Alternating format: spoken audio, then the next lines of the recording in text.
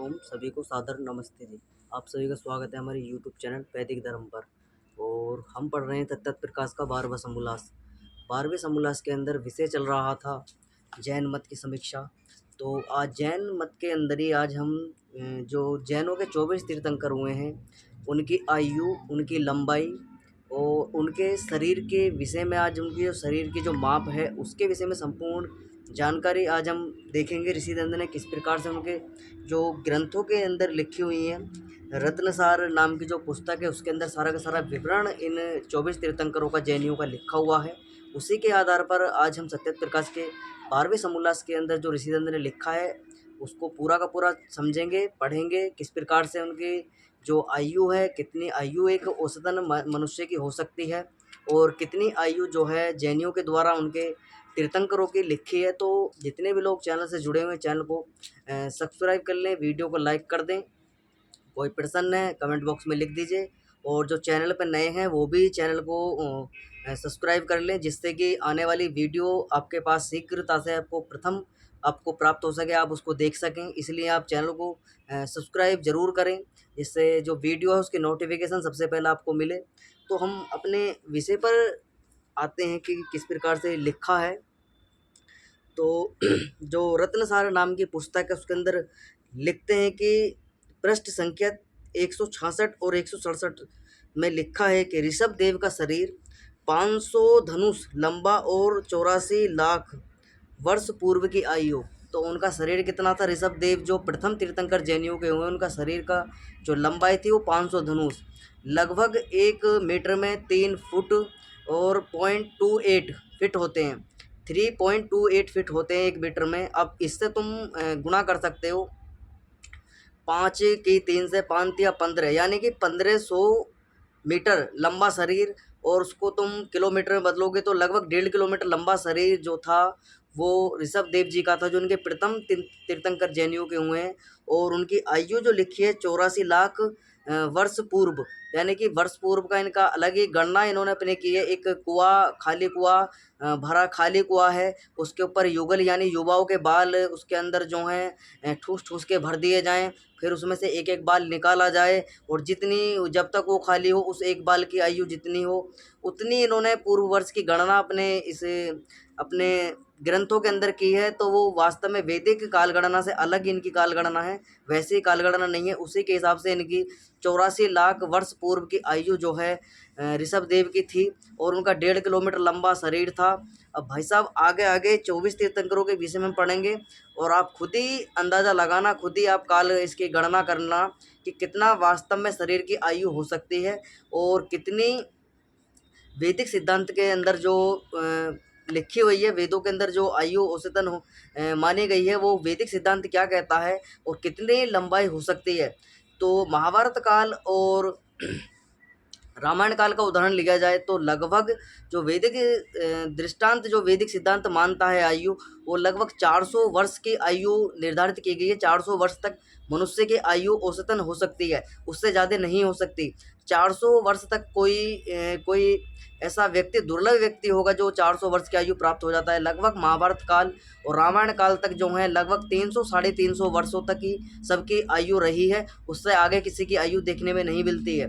तो इतनी आयु लगभग हो सकती है, 450 वर्ष के आसपास, उससे ज़्यादा नहीं हो सकती। और लंबाई की मानी जाए तो लगभग 10 से 12 फुट मान सकते हो। जो मध्य का यानी प्राचीन काल का समय रहा है, महाभारत काल और जो है रामायण काल का, इतनी लगभग तुम लंबाई जो है मान सकते हो। मैं बता रहा हूँ इतनी हो सकती है, इससे कमी ज़्यादा ज़्यादा वर्तमान में देखा जाता है तो 6 या 7 फुट, कोई 8 फुट का व्यक्ति होता है, उससे यानी कम ही लंबाई व्यक्ति की होती है। लेकिन मध्य यानी प्राचीन काल का समय देखा जाए तो उस समय जो व्यवस्था थी, खाने पीने की, भोजन की व्यवस्था थी, वो बहुत उच्च कोटि की व्यवस्था थी। अच्छा पौष्टिक आहार लोग लेते थे, अपने शरीर की पौष्टिकता, अपने शरीर को बल देने के लिए, बल अपने शरीर में बढ़े उसको लिए अच्छा प्रकार का भोजन वो करते थे।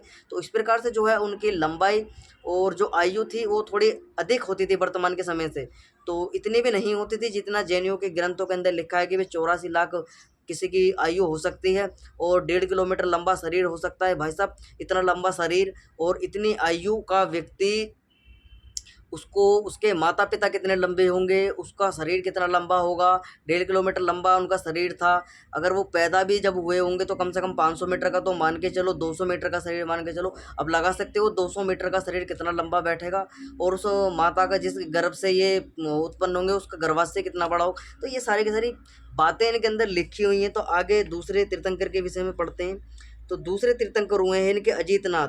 अजीतनाथ की जो आयु है वो है 450 धनुष। तो इतनी 450 धनुष उनका जो है लंबा शरीर था, और आयु थी उनकी 72 लाख वर्ष पूर्व। तो इतनी उनकी आयु थी, और 450 धनुष यानी 4 तिया 12,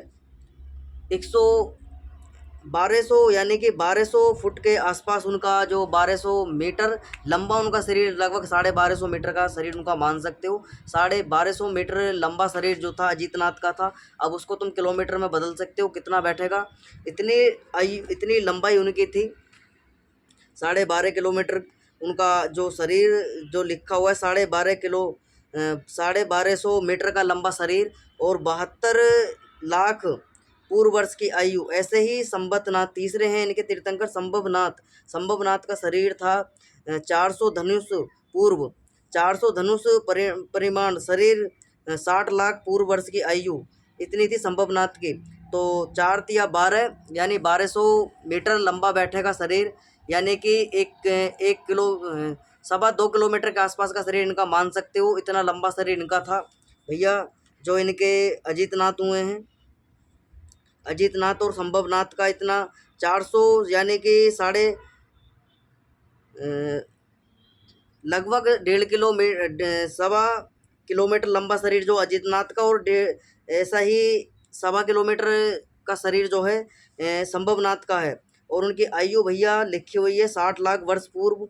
इतनी आयु अब तुम लगा सकते हो। ऐसे ऐसे 24 तीर्थंकरों की आयु ऐसे ही लिखी हुई है, ऐसा इनका शरीर लिखा हुआ है। तो हम विस्तार से 24 के 24 तीर्थंकरों की आयु और उनका शरीर का माप इसमें ठीक प्रकार से समझेंगे, किस प्रकार से लिखा हुआ है इनके ग्रंथों में। ऋषिदंत ने अपने पास से कुछ भी अपने इस सत्य प्रकाश के अंदर कुछ भी नहीं लिखा है। जो जैनियों के ग्रंथों के अंदर लिखा हुआ है वही सारा का सारा एज इट इज ऋषिदंत ने इस अपने सत्य प्रकाश के अंदर लिखा है।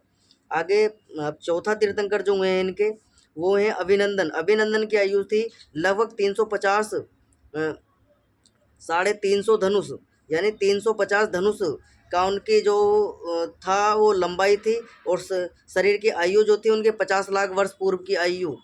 और जो पांचवें तीर्थंकर हुए सुमितनाथ। सुमितनाथ की जो लंबाई है वो 300 धनुष परिणाम, और शरीर जो है उनका शरीर की आयु जो है 40 लाख वर्ष पूर्व की है। और छठे हैं पद्म प्रभा। पद्म प्रभा की जो आयु, पद्म प्रभा का जो शरीर है उस शरीर की लंबाई है भाई साहब 140 धनुष, और शरीर की जो आयु है वो आयु है 30 लाख वर्ष पूर्व की।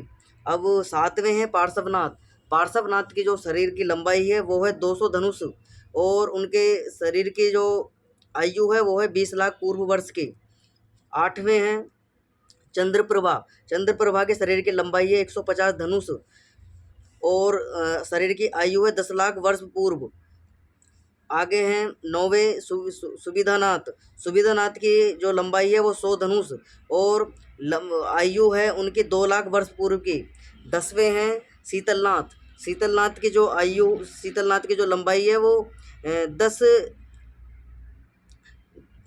90 धनुष की जो है उनकी लंबाई है, और 1 लाख वर्ष पूर्व का उनका शरीर है। और 11वें हैं श्रेष्ठनाथ। श्रेष्ठनाथ की जो लंबाई है वो 70 धनुष, 70 नहीं क्षमा चाहूँगा 80 धनुष उनकी लंबाई है, और जो शरीर की आयु है वो 84 लाख वर्ष पूर्व की है। 12वें हैं वसुपूज्य की जो शरीर की लंबाई है वो 70 धनुष है, और शरीर की आयु है 72 लाख वर्ष पूर्व। 13वें हैं विमलनाथ। विमलनाथ का जो शरीर है वो 60 धनुष का है, और आयु है उनकी 60 लाख वर्ष पूर्व की। 14वें हैं अनंतनाथ। अनंतनाथ की जो लंबाई है वो 50 धनुष का, और 50 धनुष उनकी लंबाई है। 50 यानी 5 या 15 लगभग 500 मीटर उनकी लंबाई उनकी लिखी हुई है इसके अंदर। और आगे जो इनकी आयु लिखी हुई है 30 लाख वर्ष पूर्व की। और 15वें हैं धर्मनाथ। धर्मनाथ की जो लंबाई है, धर्मनाथ की लंबाई लिखी हुई है। और धर्मनाथ की जो आयु लिखी हुई है, धर्मनाथ की आयु है 10 लाख वर्षों पूर्व की। और इनके जो शरीर की लंबाई है वो है 45 धनुष। और 16वें हैं शांतिनाथ। शांतिनाथ के 40 धनुष का शरीर और 1 लाख वर्ष पूर्व की आयु। 17वें हैं कुंथुनाथ। कुंथुनाथ के जो शरीर की लंबाई है वो 35 धनुष और शरीर की आयु है 95 शस्त्र, यानी 95,000 वर्ष पूर्व। 18वें हैं अमरनाथ। अमरनाथ की जो लंबाई है वो 30 धनुष की है। शरीर उनका है 84,000 वर्ष का। 84,000 वर्ष पूर्व की आयु उनकी है। अब हैं 19वें हैं मल्लीनाथ। मल्लीनाथ की जो शरीर है वो 25 धनुष लंबा और शरीर की आयु जो है वो है 55,000 पूर्व वर्ष। और 20वें हैं मुनि सुब्रत। मुनि सुब्रत की जो लंबाई है वो 20 धनुष की है। शरीर है उनका 30,000 वर्ष पूर्व की आयु उनके शरीर की है। और 21वें हैं नमीनाथ। नमीनाथ का जो लंबाई है शरीर की वो है 14 धनुष। शरीर की आयु जो है 10,000 वर्ष पूर्व की है। 22वें हैं नेमिनाथ। नेमिनाथ की जो शरीर की लंबाई है वो है 10 धनुष और शरीर की आयु जो है नेमिनाथ की वो है 10,000 शस्त्र की, यानी 10,000 वर्षों की जो पूर्व की आयु उनके लिखे हुए। 23वें हैं भैया इनके पार्श्वनाथ। पार्श्वनाथ की जो लंबाई लिखी हुई है वो है 9 हाथ। पार्श्व पार्श्वनाथ की जो है 9 हाथ का शरीर और 100 वर्ष की आयु इनकी लिखी हुई है। 23वें 24वें इनके महावीर स्वामी। महावीर स्वामी की जो लंबाई है वो है 7 हाथ और 72 वर्षों की इनकी आयु लिखी हुई है। ये थी इनकी भैया 24 तीर्थंकरों की आयु और उनकी लंबाई। अब तुम लगा सकते हो इतनी लंबाई किस व्यक्ति की हो सकती है, कितना उसको स्थान चाहिए, कितना उसको भोजन चाहिए, कितना उसको भ्रमण करने के लिए जगह चाहिए, कितने बड़े उसको वस्त्र चाहिए। और वैसे भी जैनियों में तो वस्त्र भी धारण नहीं करते हैं, तो नग्न ही रहते हैं जैनियों में। तो वस्त्र का तो यहाँ पर चलो छोड़ देते हैं, वस्त्र नहीं पहनते होंगे। लेकिन भाई साहब भोजन की तो आवश्यकता पड़ती होगी। भोजन कहाँ से कितना ग्रहण करते होंगे, कितना इनको भोजन लेना पड़ता होगा, किस प्रकार का इनका जो है आचार व्यवहार इनका होता होगा, कहाँ पर ये सोते होंगे, कहाँ पर चलते होंगे, कितने बड़े बड़े महल होंगे, कितने कितने कितने बड़े घर होंगे, कितने बड़े आश्रम बनाने पड़ते होंगे। इस सारी की सारी व्यवस्था जो है वैदिक सिद्धांत के विरुद्ध सारी की सारी व्यवस्था इनके ग्रंथों के अंदर लिखी हुई है। वैदिक सिद्धांत इसको पूरी तरीके से नकारता है कि भाई इस तरीके की आयु और इतना बड़ा शरीर किसी का नहीं हो सकता है। और कितनी भी सृष्टि अभी तक बीत चुके हैं उनमें भी नहीं हो सकता है, देखने में मिलता है वर्तमान के अंदर। तो हम शरीर की आयु का जो है लगभग जो इस वर्तमान की सृष्टि हुई थी उससे लगा सकते हैं कि भाई कितनी आयु हो सकती है, कितना उनका शरीर हो सकता है। और जैसे जैसे वातावरण के आधार पर या खाने पीने के आधार पर जो हमारा भोजन के आधार पर लगाया जाए तो कुछ आयु कुछ लंबाई उसमें अंतर आ सकता है, लेकिन इतना भी नहीं आ सकता है कि भाई कि कोई वर्त जो है लगभग मध्यकाल का समय लगभग 3-4 हज़ार वर्ष पूर्व ही आर्य जो जो जैनियों का मत है वो बना था। तो इतने में तुम लगा सकते हो भैया इनसे ज़्यादा पुरानी तो महाभारत हो चुकी है। लगभग 5-5.5 हज़ार वर्ष व्यतीत होने को है महाभारत को। और ये कहते हैं कि भैया हमारे विमलनाथ, हमारे अजीतनाथ, नेमिनाथ आदि, पार्श्वनाथ, महावीर स्वामी, ऋषभदेव आदि की इनकी आयु इतनी थी 84 लाख वर्ष पूर्व की, 1.5 किलोमीटर लंबा शरीर और इतनी इतनी आयु इनकी लिखी हुई। तो भैया ये संभव नहीं है। ये बिल्कुल प्रकृति के विरुद्ध इनके सारे के सारे कार्य लिखे हुए। इतना लंबा शरीर भाई साहब नहीं हो सकता है। आगे कुछ ऐसे ही आगे तथ्य इनके में लिखे हुए हैं। अब ऋषिदंत बताते कि ये 24 तीर्थंकर जैनियों के मत चलाने वाले आचार्य गुरु हैं। तो ये 24 के 24 कौन से हैं? जो 24 के 24 वो हैं, वो लोग हैं ये जो जैनियों के गुरु हुए हैं, जैनियों के तीर्थंकर हुए हैं, उनकी आयु इतनी है। और ऋषिदंत लिखते हैं आगे इन्हीं को जैनी लोग परमेश्वर मानते हैं। तो जैनी जो लोग हैं इन्हीं को भगवान मानते हैं। इनसे अलग सृष्टि के अंदर ना कोई भगवान नाम की सत्ता है, ईश्वर नाम की सत्ता नहीं है, ईश्वर है ही नहीं। संसार अपना आप बना है, संसार अपना आप चलता है, संसार का बनाने वाला चलाने वाला कोई नहीं है। जीव ही यानी आत्मा ही जो है कैवल्य को प्राप्त कर कर वही लास्ट में तीर्थंकर यानी कैवल्य को प्राप्त कर कर वही ईश्वर बन जाती है। उसके बाद में ना तो उसको जन्म होता है ना मृत्यु होती है। 14वें लोक में शिवपुर जो इनकी जगह बताई गई है सिद्धपुर नाम की, वहाँ पर 14वें लोक में इनकी मुक्ति होती है। इस तरीके का इन्होंने बताया है कि भाई वहाँ पर जो है हमारी मुक्ति का स्थान है। जो सिद्धशिला नाम की जगह है वहाँ पर इनकी मुक्ति मानी गई है। जैसे पौराणिकों में स्वर्ग है, वास्तव में स्वर्ग नाम इस जो हम वर्तमान की सृष्टि में बैठे हुए हैं, स्वर्ग नाम होता है उसको कहा गया है जिसके पास में सभी चीज़ का ऐश्वर्य जिसको मौजूद है, जिसके वर्तमान में माता हैं, पिता हैं, भाई है, बहन है, पत्नी है, बच्चे हैं, धन है, संपत्ति है, कीर्ति है, यश है, वैभव है, हर चीज़ की सुविधा उसके जीवन में है।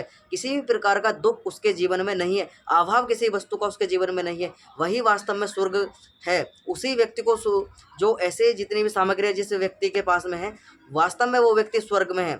और नरक में क्या है, जिसके शरीर रोगी है, शरीर में अनेकों प्रकार के रोग हैं, माता पिता नहीं है, भाई बहन नहीं है, घर परिवार में कोई सदस्य नहीं है, खाने पीने की सामग्री ठीक से मुहैया नहीं है, वस्त्र आदि नहीं है, और अनेकों प्रकार के रोगों ने घेर रखा है।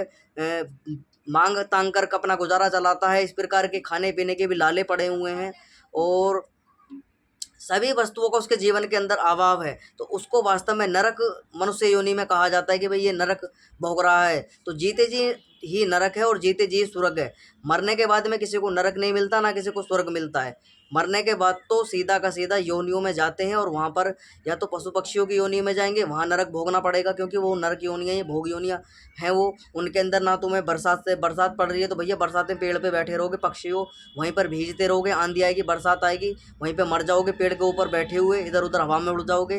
और वृक्ष हो तो भैया स्थावर योनियों में हो और वहीं पर खड़े रहोगे, धूप हो, छाँव हो, गर्मी हो, सर्दी हो, पानी मिलो या ना मिलो, तो अपनी संतुष्टि में वहीं पर तुम एक स्थान पर स्थावर योनियों में वहीं पर पड़े रहोगे। और जीव जंतु पशु पक्षियों को तुम देखते ही हो किस प्रकार से वो अपने कष्ट अपने जीवन में झेलते हैं और किस प्रकार से अपने जीवन को व्यतीत करते हैं। तो इस प्रकार की योनियों में जाकर उसको नरक योनियाँ उनको प्राप्त होती हैं। और मनुष्यों के योनियाँ जो नरक की योनियाँ प्राप्त होती है वो इस प्रकार से होती है। मनुष्य जीवन के अंदर उसके जीवन के अंदर हर प्रकार का अभाव होगा, ना तो उसके पास में पैसा होगा, ना माता पिता होंगे, ना भाई बहन होंगे, और शरीर सबसे बड़ा दुख का कारण उसका शरीर जो है रोगी होगा, कुछ ना कुछ शरीर के अंदर व्याधि होगी, शरीर में अपंगता होगी, हाथ नहीं होगा, पैर नहीं होगा, बोल नहीं सकता, कान से सुन नहीं सकता, आँख से देख नहीं सकता। इस प्रकार के अनेकों प्रकार के जो है मनुष्य जीवन को मनुष्य जन्म में होते होते भी वो नरक को भोगता है। ऐसा व्यक्ति पागलपंती होती है, मेंटल हेल्थ उसकी ठीक नहीं रहती, इधर उधर बड़बड़ाता रहता है, अधिक क्रोधित, अनेकों प्रकार के उसके अंदर जो है अभाव उसके शरीर के अंदर हो जाते हैं। जीवन में सामग्रियों के यानी वस्तुओं के भी अभाव उसके जीवन में हो जाते हैं। इस प्रकार के जो है मनुष्य जीवन जीते जीते भी लोग जो हैं मनुष्य जन्म में भी जो है नरक को भोगते हैं। तो इस प्रकार का नरक और स्वर्ग होता है।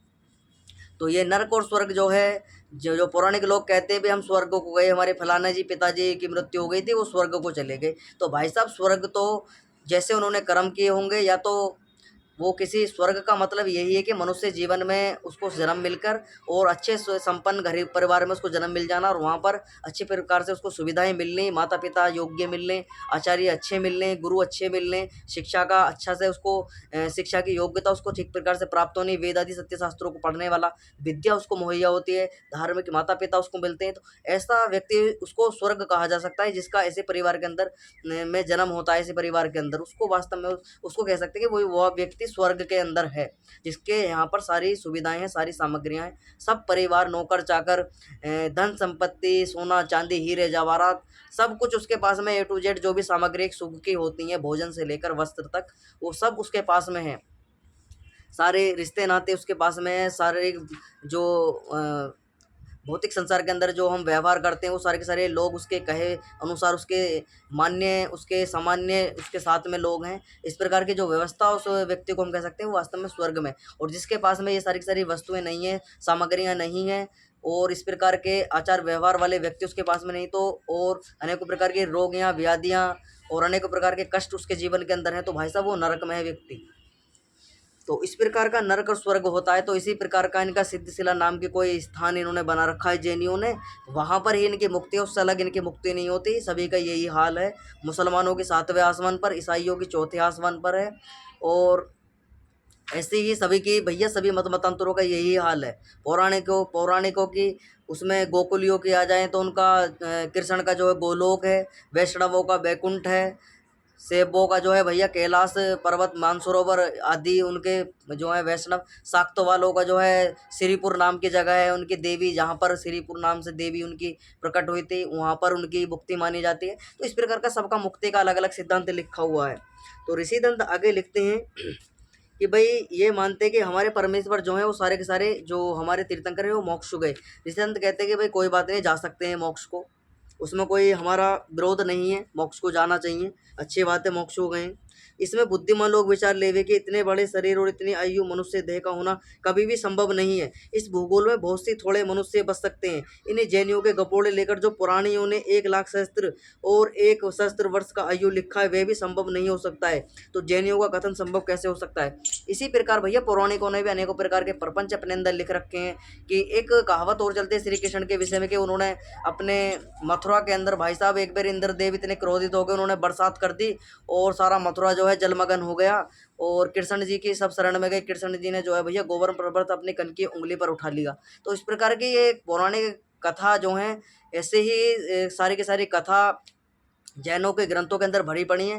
पौराणिकों ने भी ये सारी की सारी नकल जैनियों से की है, उनके अंदर भी ये सारी की सारी जो हैं दृष्टांत भरे पड़े हैं। वो राम को भगवान मानते हैं, कृष्ण को भगवान मानते हैं, शिव को भगवान मानते हैं, उनको महापुरुष नहीं मानते, उनकी ही मूर्ति बनाकर उनको ही पूजने लग जाते हैं। इस प्रकार का दृष्टांत भैया पौराणिकों के भी हम 11वें समोल्लास में बता चुके हैं। जो लोग ये कहते हैं कि ऋषि दंत ने, तो भैया खंडन ही खंडन करते हैं। वो हमने भैया सबसे पहले अपने जो पौराणिक व्यक्ति जो हमारे वैदिक मत के व्यक्ति हैं, यानी जिनको हिंदू अपने आप को वो कहते हैं, वास्तव में वो सारे के सारे आर्य हैं। और वो ना माने क्योंकि अज्ञानता, रूढ़िवादिता, पाखंडता के कारण उनकी बुद्धि ने कार्य करने की क्षमता जो है वो खत्म हो चुकी है, इसलिए आप उन्हें आपको हिंदू कहते हैं। हिंदू का मतलब चोर, डकैरा, लुटेरा, बलात्कारी, दुराचारी, व्यभिचारी, चोर, काला, डाकू, इस प्रकार के जो है डिक्शनरी के अंदर शब्द भरे पड़े हैं हिंदुओं के। और इस प्रकार से जो है मुगलों के द्वारा हिंदू कहा गया है। मुगलों के द्वारा 700-800 साल पहले हमको ये नाम दिया गया था कि ये हिंदू हैं, काले हैं, चोर हैं, डकैत हैं, मूर्ख हैं, पागल हैं, बलात्कारी, दुराचारी, काफिर फाफिर, पता ना क्या क्या इनके सगड़म सगड़म लिखे पड़े हैं डिक्शनरी के अंदर। गलत गलत अर्थ इसके किए गए हैं हिंदू के। वास्तव में सारे के सारे आर्य हैं। आर्यवर्त के अंदर जितने भी रहने वाले मनुष्य हैं, जो आर्य वेदों को मानने वाले हैं, वैदिक मत को स्वीकार करने वाले हैं, राम को, श्री कृष्ण को, शिव को, हनुमान को अपने इनको महापुरुष मानते हैं, इनको अपना आदर्श मानते हैं, इनकी चरित्र रूप में इनका सम्मान करते हैं। इस प्रकार के जितने भी व्यक्ति हैं वेदों को महत्व देते हैं, वेदों को अपना वैदिक धर्म ग्रंथ अपना मानते हैं, वो सारे के सारे भारतवर्ष के अंदर रहने वाले सारे के सारे मनुष्य आर्य हैं। तो हम सारे के सारे मनुष्य जो हैं आर्य हैं, और आर्य हमारा जो वैदिक सिद्धांत है और वैदिक धर्म हमारा है। तो हमारा धर्म जो है वो वैदिक है, हिंदू हमारा कोई धर्म परम नहीं है। हिंदू अपने आप को कहना बंद कर दीजिए। आगे विषय पर लौटते हैं कि भाई ये सारे के सारे गपोड़ ऐसे ही इनके पौराणिकों के अंदर भी लिखे हुए हैं।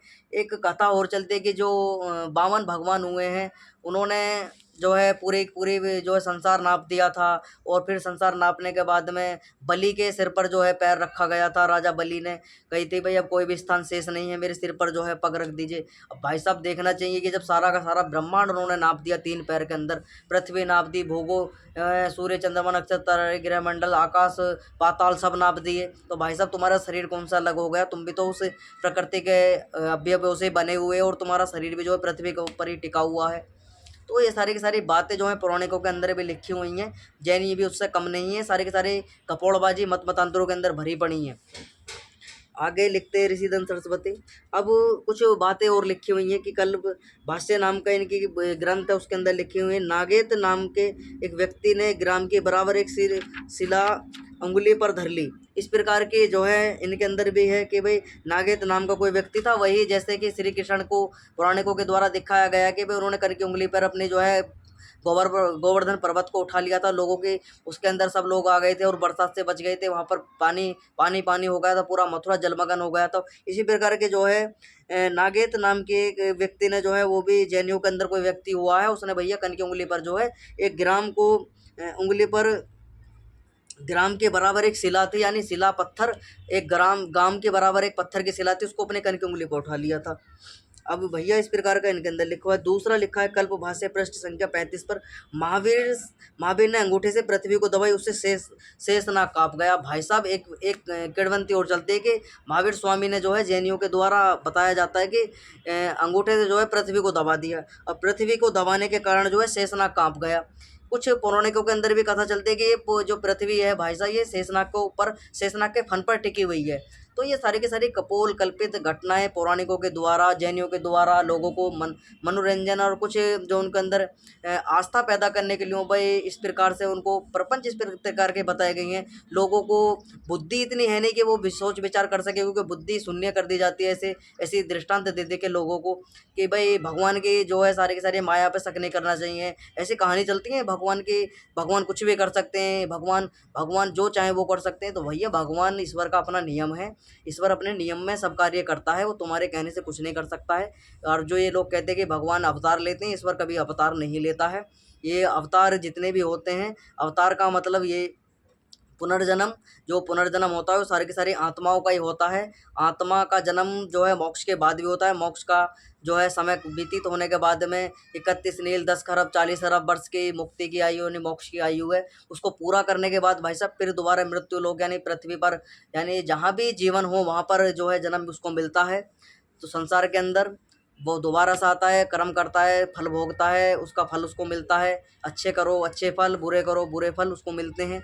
यही सृष्टि का नियम है, परमपिता परमात्मा का नियम है। आत्मा इस नियम से, इस वर्ग से वो कभी विमुख नहीं हो सकती है। आत्मा उसके नियम के अंदर ही रहेगी, उसके अंदर उसको बंद कर चलना पड़ेगा, क्योंकि परमपिता परमात्मा जो है सर्वेश्वर है, सर्वंतर्यामी है, अजर है, अमर है, नित्य है, पवित्र है, सृष्टि करता है। तो सृष्टि करता है, उसके पास में सारी की सारी बुद्धि उसके पास में है, ज्ञान विज्ञान सारा का सारा उसके पास में है। मनुष्य यानी आत्मा की बुद्धि बहुत सीमित है, वो खाना पीना इस प्रकार का कुछ थोड़ी व्यवहारिक अपनी बुद्धि उसके पास में है, और जितने ज्ञान विज्ञान वो कुछ बनाने के जो है शरीर संसार के अंदर ही वो सारा का सारा ज्ञान विज्ञान सीखता है मनुष्य। यानी आत्मा कुछ ज्ञान विज्ञान जो है इस शरीर को, मनुष्य शरीर को धारण करने के बाद में ही सीखती है। उससे पूर्व जो है शून्य हो जाती है, मृत्यु होने के बाद में आत्मा जो है बेहोशी के हालात में हो जाती है, और आत्मा जो है ईश्वर के सानिध्य में चली जाती है। वो किसी को ना घुसती है, ना परेशान करती है, ना सताती है, ना किसी को मारती है, ना पीटती है, कुछ नहीं करती आत्मा। इस तरीके से होने लगे तो भाई साहब आत्मा जो है निकल निकल के भागे और अंबानी के शरीर में घुस जाए, मोदी जी के शरीर में चली जाए, और जो अच्छे अच्छे बड़े बड़े धनवान व्यक्ति हैं ना संसार के अंदर, उनके अंदर चली जाएं, और जो गरीब हैं और इस प्रकार के अनेकों प्रकार से रोग से पीड़ित हैं, और इस प्रकार के ज़्यादातर महिलाओं के अंदर देखने को मिलता है। कुछ पुरुष भी ऐसे उनके अंदर भूत घुस जाते हैं, चुड़ैल घुस जाती हैं, जिन्न घुस जाते हैं, इस प्रकार का बताते कि जो हम तो फलाना है जी, हम मर गए थे, हमारा ये हो गया था, हम तो अपना बदला लेना है। तो इस प्रकार का पाखंड चलता है संसार के अंदर। तो ये वेद विरुद्ध सिद्धांत है, वेद इस सिद्धांत को नहीं मानता है। वेदों के अंदर जो बातें, ऋषि तंत्र ने वेदों का सारा इसीलिए लिया क्योंकि भैया मनुष्य के जितने भी ग्रंथ, मनुष्यों के द्वारा ग्रंथ बनाए गए हैं, उनके अंदर कुछ बातें अच्छी हैं और कुछ ही बातें अच्छी हैं। यानी कि 100% बातें अगर किसी ग्रंथ के अंदर लिखी हुई हैं तो भाई साहब 5% ही बात उसके अंदर मान के चलना कि 5% अच्छी बातें हैं, और 95% तुमको गलत बातें उनके अंदर देखने को मिलेंगी जो वेद विरुद्ध सिद्धांत उनके अंदर लिखे हुए हैं। जो आर्ष साहित्य हैं यानी वेदों के आधार पर जो ग्रंथ लिखे गए हैं उनके अंदर तुम्हें सत्यता देखने को मिलेगी, लेकिन जो ऐसे अनाड़ीपन में ग्रंथ लिख दिए गए हैं मत मतांतरों के द्वारा, उनके अंदर तुम्हें सत्यता देखने को नहीं मिलेगी। और कुछ जो सत्यता है वो भैया वैदिक मत से ही गई हुई है उनके पास में। इस बात को तुम्हें मानना पड़ेगा कि वैदिक सिद्धांत के अंदर गलत बातें नहीं हैं। तो इस प्रकार का दृष्टांत इनके अंदर लिखा हुआ है कि नागे जो महावीर स्वामी ने शेषनाग काँप गए थे, शेषनाग के ऊपर पृथ्वी टिकी हुई है। तो ये सारी की सारी कपोल कल्पित घटनाएं लिखी हुई हैं। अब आगे कल्प भाष्य पृष्ठ संख्या 46 पे लिखा है, महावीर को सर्प ने काट लिया, और सर्प ने जब उनको काट लिया, सर्प के काटने के बदले खून नहीं निकला जी, उनको दूध उनके शरीर से निकला, और वह सर्प 8वें स्वर्ग को गया।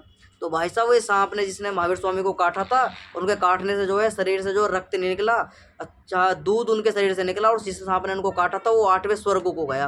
भाई साहब इस प्रकार की जो इनके ग्रंथों के अंदर लिखे हुए इस प्रकार का दृष्टांत हो सकता है। अनेकों प्रकार से लोगों को जो है सांप जो है काट लेते हैं, उनकी मृत्यु हो जाती है, और मृत्यु होने के बाद बताने भैया कहाँ जाते होंगे, वो स्वर्ग में जाते होंगे, वो तो उनके कर्मों के आधार पर निर्भर करता है कि उन्होंने किस तरीके के कर्म किए थे जो भैया उनको स्वर्ग प्राप्त हो गया, नरक प्राप्त होगा।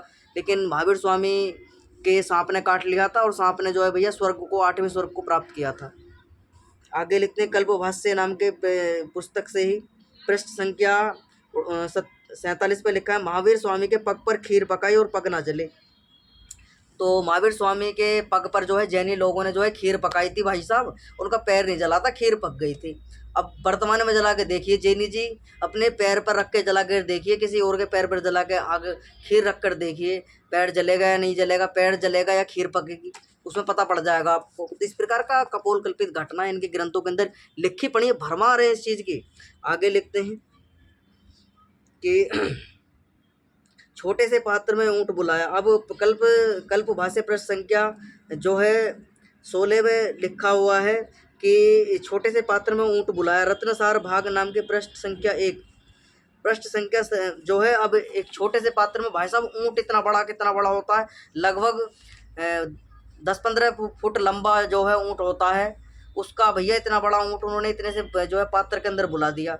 भाई साहब ये चमत्कार है, जादू है, टोने हैं, क्या हैं इनके पर, तंत्र संत्र पता नहीं किस प्रकार के इन्होंने बुला दिए। अब यही जानते हैं, वर्तमान में तो इस प्रकार की कोई घटना हो नहीं सकती है, और इनके द्वारा कर दी जाए तो, क्योंकि भाई साहब बहुत बड़े चमत्कारी वैसे हैं ये सब। ईश्वर इनके तीर्थंकर ईश्वर हो चुके हैं, क्या हो सका भैया, इनके ईश्वर जो इनके तीर्थंकर हैं उन्होंने इनको दे दिया हो कुछ शक्ति इनको कि भैया इतने से पात्र के अंदर तुम ऊँट, हाथी, गधे, कुत्ते, बिल्ली सबको उसके अंदर ला देना। तो इस प्रकार का हमारा उद्देश्य किसी की भावनाओं को ठेस पहुंचाना नहीं है। कुछ जैनी लोग भी इस वीडियो को देख रहे हो तो उनसे मैं अनुरोध करना चाहता हूँ, भाई साहब जाकर इन ग्रंथों को पढ़िए, कल्पभाष्य को पढ़िए, जो जैनियों को तुम्हारा ग्रंथ है, प्रकरण रत्नाकर को पढ़िए, रत्नसार प्रभा जो नाम की पुस्तक है उसको पढ़िए। ये सारे के सारे वहाँ पर तुम्हें गपोड़बाजी देखने को मिलेंगे। आगे पढ़ते हैं किस प्रकार से लिखा। प्रथम पृष्ठ संख्या 14, शरीर के मेल को ना उतारे और ना खुजलावे। अब भैया अब इस प्रकार का लिखा है, शरीर से महल नहीं उतारना, शरीर को नहीं खुजाना। तो भैया ना खुजाएंगे, महल नहीं उतारेंगे, शरीर पर गर्द चढ़ जाएगी, अनेकों प्रकार के रोग उत्पन्न हो जाएंगे, बैक्टीरिया हमारे शरीर को खा जाएंगे, रोगाणु हो जाएंगे, खांसी, खुर्रे, अनेकों प्रकार की रोग व्याधियाँ, श्वास की बीमारी, मल, इस प्रकार से जो है शरीर में दुर्गंध, कोढ़ की बीमारी आदि होनी प्रारंभ हो जाएंगी शरीर के अंदर। तो भैया ये जैनी लोग तो शायद ना खुजाते हों, ना शरीर के अंदर से महल भी ना उतारते हों। तो ये सारा का सारा दृष्टांत जो है जैनियों के ऊपर लागू होता है, सामान्य मनुष्य जो जैन मत को नहीं स्वीकार नहीं करते उसके अंदर नहीं है। तो भाई साहब बहुत अच्छे हैं कि वो अपने शरीर को खुजाते हैं, महल उतारते हैं, स्वच्छता अपने शरीर के रखते, वो काफ़ी अच्छे हैं। जो जैन मत के अंदर नहीं है वो इनसे बच गए, अच्छी बात है। आगे लिखते हैं भैया, विवेक सार नाम की पुस्तक से पृष्ठ संख्या 215 पर लिखा, जैनियों के एक दमसार साधु ने क्रोधित होकर उद्वेगजनक सूत्र पढ़कर एक शहर में आग लगा दी। भैया उद्वेगजनक नाम का कोई सूत्र इन्होंने पढ़ दिया इनके जैनियों ने, और जैनियों के दमसार नाम का कोई साधु हुआ है और उसने उद्वेगजनक सूत्र पढ़कर एक शहर में आग लगा दी, और महावीर तीर्थंकर का अति प्रिय था। और भैया महावीर स्वामी का कोई चेला था, महावीर स्वामी का बहुत अच्छा चेला था वो, और उसने भैया जो है आग लगा दी, एक शहर में आग लगा दी जी। इस प्रकार से महावीर स्वामी के चेले ने आग लगा दी उद्वेग जनक सूत्र पढ़ के। महावीर तीर्थंकर का अति प्रिय था। अब आगे पढ़ते हैं किस प्रकार से लिखा है। विवेक सार नाम की पुस्तक के पृष्ठ संख्या 227 पर लिखा, राजा की आज्ञा अवश्य माननी चाहिए। विवेक पृष्ठ संख्या 227-1। तो ये अच्छी बात लिखी है भाई, राजा की जो है बात माननी चाहिए, राजा की आज्ञा माननी चाहिए, अच्छी बात है। क्योंकि राजा जो है प्रजा का पालक होता है, जो है समाज का पालक होता है, राष्ट्र का पालक होता है। राष्ट्र को जो है ठीक प्रकार से सुचारू रूप से व्यवस्था उसके द्वारा चलाने के जो है नियम बनाए जाते हैं। तो राजा की बात अच्छी है, ये बात ऋषि दंत मानते हैं कि अच्छी बात है, राजा का सम्मान करना चाहिए, राजा की बातों को जो है मानना चाहिए। राजा की बात जो होती है वो विद्वानों को जो मंत्रिमंडल राजा के सभा के अंदर होता है उनकी बातें होती हैं। तो विद्वान लोगों का समूह होता है। तो वास्तव में विद्वान राजा की बात माननी चाहिए, मूर्ख की नहीं कि कोई इस प्रकार से भाई ये कर ले वो कर ले और तू ये फलाना ठिकाना पाखंड पड़ जा। इस प्रकार के राजाओं की बात भी नहीं माननी चाहिए कि भाई राजा है तो उसके अनाधुंध आंख मीच कर बातें मान ली जाए, अपने प्राणों की भी आहुति दे दी जाए। इस प्रकार का निषेध करते हैं ऋषि सरस्वती। इस तरीके के राजा की बात नहीं माननी चाहिए, अच्छे विद्वान चरित्रवान राजा की हमको सम्मान करना चाहिए, बातें माननी चाहिए। आगे लिखते ऋषि सरस्वती, विवेक सार के पृष्ठ संख्या 227-1। कोसा वेश्या ने थाली में सरसों की ढेरी लगा, उसके ऊपर फूलों से ढकी हुई सुई खड़ी कर उस पर अच्छे प्रकार नाच किया। अब भैया कोसा नाम की वेश्या थी कोई, उसने थाली में सरसों भरी और सरसों के ऊपर फूलों के सरसों सरसों के ढेरी लगा, उसके ऊपर फूलों से ढकी हुई सरसों के ऊपर फूलों से ढकी हुई सुई खड़ी कर दी, सुई खड़ी कर उस पर अच्छे प्रकार से नाच किया, परंतु सुई पग में ना गड़ने पाई और सरसों को ये ढेरी बिखरी नहीं। अब देखो भैया, कोई कोसा नाम की वेश्या थी, उसने जो है सरसों के ढेर पर जो है पुष्पों की एक ढेरी लगाकर उसमें सुई खड़ी कर कर उस पर नृत्य किया और सुई उसके पग में भी नहीं घुसी और सरसों की जो है ढेरी भी नहीं बिखरी। भाई साहब आप देख सकते हो, अब सुई पर आप खड़े होकर देख लीजिए क्या होगा, सुई आर पार हो जाएगी पैर के अंदर। लेकिन हो सकता है जैनियों के नहीं होती हो, भैया जैनियों के अंदर चमत्कार है।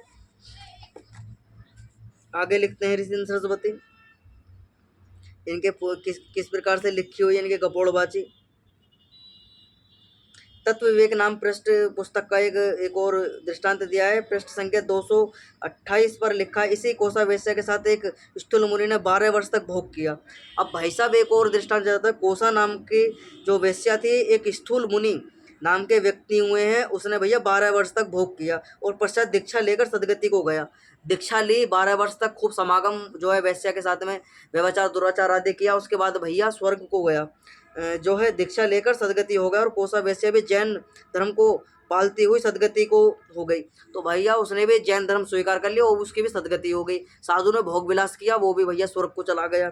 ये सारे के सारे चाहे कपटी हो, छली हो, भोगी हो, कामी हो, जैनियों के मत में भैया सब स्वीकार है, उनको सब सब अपने हैं, उनके सब स्वर्ग को जाएंगे, सब भगवान बन जाएंगे, कैवल्य को प्राप्त हो जाएंगे सब। तो भाई साहब वैदिक सिद्धांत तो ऐसे चीज़ों को नकारता है, वैदिक सिद्धांत तो इनको लात मारकर दूर फेंकने का कार्य करता है ऐसे ऐसे व्यक्तियों को, कि भैया इनको समाज से बहिष्कृत कर दो, इनके हुक्का पानी गिर दिया जाए, इनको भगा दिया जाए यहाँ से, इनको जो है खाने पीने के भोजन सामग्री आदि भी इनसे बहिष्कृत करो, समाज से बहिष्कृत करो, लात मारो, भगाओ। ऐसे व्यक्तियों को समाज के अंदर भी कोई अधिकार नहीं है, दूषित मानसिकता के व्यक्ति हैं, अपनी तो मानसिकता को खराब कर रहे हैं, समाज के ऊपर भी प्रभाव किस प्रकार का पड़ेगा, लात मारो, भगाओ इन्हें। तो वैदिक सिद्धांत तो भाई साहब ये कहता है। जैनी तो वेदक स्वीकार करते हो भैया, वेद तो इनको स्वीकार नहीं करते, वैदिक मत तो स्वीकार नहीं करेगा, आर्य समाज तो बिल्कुल स्वीकार नहीं करेगा ऐसे व्यक्ति को। आगे लिखते हैं ऋषि सरस्वती, विवेक सार नाम की पृष्ठ संख्या 195 पे लिखा हुआ है कि सिद्ध की कंथा जो गले में पहनी जाती है वह 500 असर पे एक वेश्या को नित्य देती रही। तो एक सिद्ध कंथा जो गले में पहनी जाती थी और 500 असर पे एक वेश्या को नित्य देती थी। विवेक सार नाम की पृष्ठ संख्या 228 पर लिखा है, बलवान पुरुष की आज्ञा, देव की आज्ञा, घोर वन में कष्ट से निर्वाह, गुरु के रोकने, माता पिता, कुलाचार्य, अज्ञाति लोग और धर्म उपदेष्टा, इन छह के रोकने में से धर्म में न्यूनता से धर्म की हानि नहीं होती। तो बलवान पुरुष की आज्ञा, देव की आज्ञा, घोर वन में कष्ट से निर्वाह और गुरु के रोकने, माता पिता, कुलाचार्य, ज्ञाते धर्मोष्टभ रोकने से इनमें से धर्म की हानि नहीं होती। इस प्रकार से लिखा हो बलवान पुरुष से, यानी बलवान पुरुष है उससे भैया पंगा मत लो, उससे डर जाओ और इस प्रकार का जो है उसकी बात मान लेनी चाहिए, आज्ञा उसके मान लेनी। देव भैया जो देव हैं, देव अब इनके पता ना कि किसको ये देव कहा जाता है। वास्तव में देव जो विद्वान व्यक्ति है, जो चरित्रवान है, जो सत्कार करने वाला है व्यक्ति, वो सब प्रकार से ज्ञानी है, विद्वान है, चरित्रवान है, सन्यासी है, साधु है, जो वेदों का प्रचार प्रसार करता है, भाषा उसको देव कहा जाता है। माता पिता को भी देव कहा जाता है, वो भी हमारे पालन पोषण करते हैं। आचार्य को भी देव कहा जाता है। तो इनके बात हमको मान लेनी चाहिए, अच्छी बात लिखी है। चलो, घोर वन में कष्ट से निर्वाह, गुरु के रोकने, माता पिता, कुलाचार्य, ज्ञाति लोग और धर्मोपदेष्टा, इनके छह के जो है धर्मों को उपदेशों को मानना चाहिए। कुलाचार्य आदि के धर्मोपदेश को छह को रोकने से, धर्म में न्यूनता होने से धर्म की हानि नहीं होती। तो इन्होंने लिखा है कि धर्म में न्यूनता होने से धर्म की हानि नहीं, अगर धर्म उनमें कम भी है तब भी हमारी हानि नहीं होगी। इस प्रकार से लिखा है इनके ग्रंथों के अंदर। अगर उनके अंदर धर्म भी कम है और वो किसी हमें रोक रहे हैं किसी कार्य करने से, तो उनकी बात जो है हमको मान लेनी चाहिए, धर्म की हानि नहीं होती है। अब ऋषि दंड यहाँ समीक्षा करेंगे इसकी पूरी की पूरी किस प्रकार से लिखा हुआ है।